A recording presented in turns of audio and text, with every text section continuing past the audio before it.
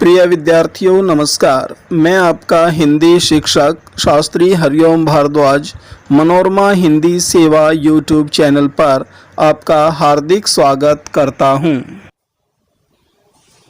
प्रिय विद्यार्थियों नमस्कार। मैं आपका हिंदी शिक्षक शास्त्री हरिओम भारद्वाज। और विद्यार्थियों आज हम इस वीडियो में पढ़ेंगे पद परिचय का अगला भाग, और अगला भाग है विशेषण। विशेषण के बारे में हम पढ़ेंगे। विशेषण सबसे पहले बता देता हूं परिभाषा। विशेषण किसे कहते हैं? संज्ञा या सर्वनाम की विशेषता बताने वाले पद विशेषण कहलाते हैं। क्या कहलाते हैं? विशेषण कहलाते हैं। भेद विशेषण के भेद कितने होते हैं? विशेषण के 4 भेद होते हैं। सबसे पहला होता है गुणवाचक विशेषण, उसके बाद होता है संख्यावाचक विशेषण, उसके बाद होता है परिमाणवाचक विशेषण, और उसके बाद होता है सार्वनामिक विशेषण। अब बारी बारी से हम इनके पद परिचय की बात करेंगे। अब सबसे पहले हमें पता होना चाहिए कि विशेषण के पदों का परिचय देते समय कौन सी बातें जो विशेष ध्यान में रखने योग्य होती हैं वे होती हैं। अब विशेष बातों के बारे में हम जानते हैं। विशेष बातें कौन सी हैं? पद परिचय देते समय विशेष बातें होंगी। सबसे पहले तो हम बताएंगे इसका भेद, ठीक है। भेद के बाद फिर वही उसका लिंग, ठीक है। वचन, लिंग वचन बताने के बाद हम इसका बताएंगे विशेष्य। क्या विशेष्य है इसका? कौन सा विशेष्य है जिसकी विशेषता बता रहा है? और अब आइए इसके पद परिचय की बात हम करते हैं। सबसे पहला लेंगे हम, कौन सा था हमारा? गुणवाचक। तो विद्यार्थियों गुणवाचक जैसा कि इसके नाम से ही परिचित है, गुण का अर्थ होता है मतलब गुण, दोष, है ना, रूप, रंग, दशा, अवस्था आदि आदि जितने भी होते हैं ये सब किसमें आते हैं? गुणवाचक विशेषण में आते हैं। तो आइए इसका उदाहरण देखते हैं हम। एक वाक्य यहां लिख रहा हूं मैं, उस वाक्य के द्वारा आप इसका उदाहरण देखेंगे। जैसे काला घोड़ा दौड़ता है। काला घोड़ा दौड़ता है। यहां ये इसका पद परिचय दीजिए आप। सबसे पहले भेद कौन सा होगा? गुणवाचक विशेषण, है ना। और लिंग कौन सा होगा? घोड़ा। इसके अनुसार विशेषण का पद परिचय किसके अनुसार चलेगा? विशेष्य के अनुसार चलेगा। विशेष्य के जो लिंग वचन होंगे विद्यार्थियों, वे विशेष्य के लिंग वचन ही विशेषण के लिंग वचन होंगे। जैसे घोड़ा पुल्लिंग है तो ये शब्द भी आपका कैसा हो जाएगा? पुल्लिंग हो जाएगा। और यदि स्त्रीलिंग होता तो स्त्रीलिंग हो जाता, है ना। और वचन कौन सा है? घोड़ा एक है, तो ये विशेषण भी किसमें है? एक वचन में है। और एक वचन के साथ साथ इसका विशेष्य क्या है? हम लिखेंगे घोड़ा। यहां क्या लिखेंगे? घोड़ा विशेष्य, घोड़ा विशेष्य, ये बातें हम लिखेंगे। तो ये था आपका गुणवाचक। अब गुणवाचक के बाद हम पढ़ रहे हैं परिमाणवाचक विशेषण की ओर। परिमाणवाचक के बारे में आपको बताना चाहूंगा। परिमाणवाचक विद्यार्थियों, परिमाणवाचक वे होते हैं जो किसी वस्तु के माप, नाप और तौल आदि के बारे में बताते हैं। वे परिमाणवाचक कहलाते हैं। जो नाप तौल आदि के बारे में बताते हैं परिमाणवाचक कहलाते हैं। इस परिमाणवाचक के भी 2 भेद हो जाते हैं। पहला भेद कौन सा हो जाता है? निश्चित परिमाणवाचक, जो निश्चित परिमाण के बारे में बताते हैं, निश्चित परिमाणवाचक कहलाते हैं। और ऐसे ही दूसरा हो जाता है अनिश्चित परिमाणवाचक, जो अनिश्चित संख्या के बारे में बताते हैं, अनिश्चित परिमाणवाचक कहलाते हैं। जैसे इसके उदाहरण करते हैं हम। परिमाणवाचक विशेषण का पद परिचय देखते हैं। सबसे पहले निश्चित परिमाण, जैसे 10 मीटर कपड़ा मुझे चाहिए, 10 मीटर कपड़ा मुझे चाहिए। इसका परिचय दीजिए आप 10 मीटर का। तो सबसे पहले लिखेंगे भेद, और भेद में क्या हो, कौन सा भेद है, कौन सा भेद है ये, परिमाणवाचक। विद्यार्थियों परिमाणवाचक तो है, परिमाण में भी कौन सा है, निश्चित परिमाणवाचक, निश्चित परिमाणवाचक है। और उसके बाद कपड़ा पुल्लिंग, तो ये भी क्या, पुल्लिंग। कपड़ा एक वचन, तो ये भी क्या, एक वचन। और विशेष्य क्या हुआ, लिख देंगे ब्रैकेट में, कपड़ा विशेष्य। ठीक है, इस प्रकार ये इसका पद परिचय हो जाएगा। अब इसके बाद चलते हैं हम किसमें, अनिश्चित परिमाणवाचक में। अनिश्चित परिमाणवाचक,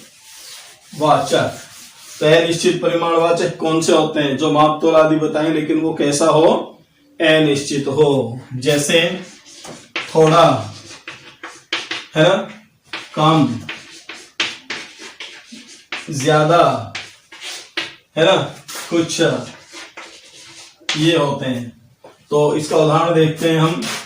जैसे हाँ, मेरे पास थोड़ी चीनी है। मतलब कहने का ये है, ये किसमें होते हैं, अनकाउंटेबल नाउन होती हैं, जो माप तोल आदि होती हैं, थोड़े। तो क्या होगा ये, अनिश्चित परिमाणवाचक विशेषण, है ना। चीनी स्त्रीलिंग, तो ये भी कैसा, स्त्रीलिंग, है ना। और वचन कौन सा, चीनी नित्य, किसमें, बहुवचन में, है ना। तो ये भी, है ना, बहुवचन। साथ में विशेष्य क्या होगा, चीनी, विशेष्य इसका चीनी हो जाएगा। ठीक है। और ऐसे ही थोड़ा, कम, कुछ, ज्यादा आदि के बारे में हम प्रयोग कर सकते हैं। ये था आपका निश्चित, अनिश्चित परिमाणवाचक और निश्चित परिमाणवाचक मैंने आपको बता दिया पहले ही। इसके बाद हम बात करते हैं गुणवाचक, परिमाणवाचक, संख्यावाचक। तीसरा कौन सा है विद्यार्थियों, संख्यावाचक। तो संख्यावाचक के बारे में भी आपको बताना चाहूंगा। संख्यावाचक के भी वे विशेषण पद जो किसी संज्ञा या सर्वनाम की निश्चित संख्या का बोध कराएं, निश्चित संख्यावाचक होते हैं। इसके भी दो भेद हो जाते हैं। एक तो क्या होगा, निश्चित संख्यावाचक, और दूसरा अनिश्चित संख्यावाचक। दो भेद हो जाएंगे इसके, निश्चित और अनिश्चित करके।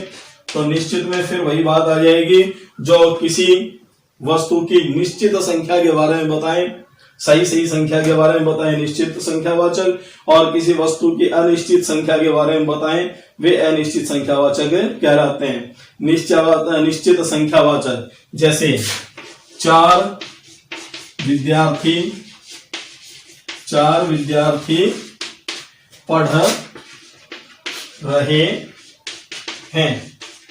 4 विद्यार्थी पढ़ रहे हैं। 4 क्या है, निश्चित संख्यावाचक का विशेषण है।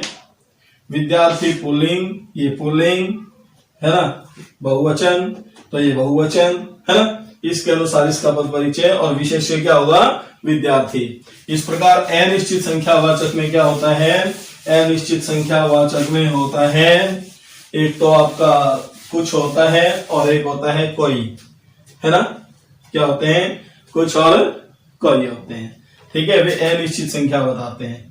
ठीक है ना। जैसे कुछ, है ना, कुछ लोग बाहर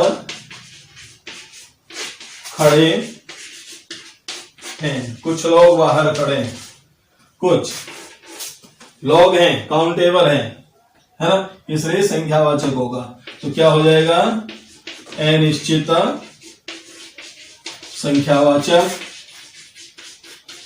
अनिश्चित संख्यावाचक हो गया, है ना। पुल्लिंग हो गया, लोग हैं तो पुल्लिंग के साथ साथ क्या हो गया, खड़े हैं, बहुवचन है तो बहुवचन हो गया। और विशेष्य क्या हो गया इसका, लोग, ये इसका विशेष्य हो गया। इस प्रकार ये अनिश्चित संख्यावाचक। और इसका अंतिम कौन सा बचता है, अंतिम बचेगा इसका आपके सामने एक और जो है, और वो नंबर 4 क्या नाम है उसका आप बता सकते हैं? जी हाँ, उसका नाम है सार्वनामिक विशेषण। वो सार्वनामिक विशेषण है जो कितने नंबर पर आया? सार्वनामिक विशेषण यानी विद्यार्थियों वे विशेषण शब्द जो क्या होते हैं? संज्ञा से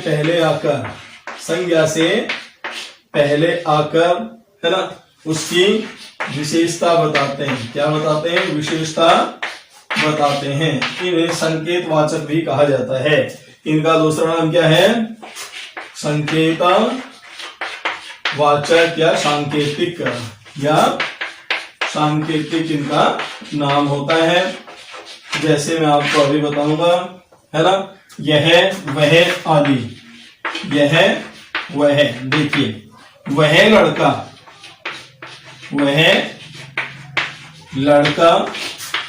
मेरा साथी है। वह लड़का मेरा साथी है। इसमें वह का पद परिचय हम देंगे। लड़का संज्ञा है, इससे पहले वह आया, उसकी तरफ संकेत किया तो क्या हुआ? सार्वनामिक विशेषण। सर्वनाम शब्द है, सर्वनाम शब्द जो संज्ञा से पहले आकर संज्ञा की विशेषता बता दे, है ना, वे सार्वनामिक विशेषण कहलाते हैं। वह क्या पद परिचय होगा? सार्वनामिक विशेषण। लड़का यानी पुल्लिंग, है ना, वचन यानी एक वचन, और विशेष्य क्या होगा इसका? लड़का इसका विशेष्य। ये पद परिचय हो जाएगा। ऐसा ही परिचय आप वह का भी दे सकते हैं, दोनों एक जैसे हैं। ठीक है, अब थोड़ा सा एक आपको मैं समझा देता हूं। एक अंतर है थोड़ा सा सार्वनामिक विशेषण और सर्वनाम में। सार्वनामिक विशेषण और निश्चयवाचक सर्वनाम में थोड़ा सा अंतर है। क्या बताया मैंने? सर्वनाम और दूसरा क्या बताया? सार्वनामिक विशेषण। इन दोनों में अंतर होता है। क्या अंतर है? ये तो होता है सर्वनाम, ठीक है, अन्य पुरुषों से। जैसे हम यहां लिखते हैं वह कल यहां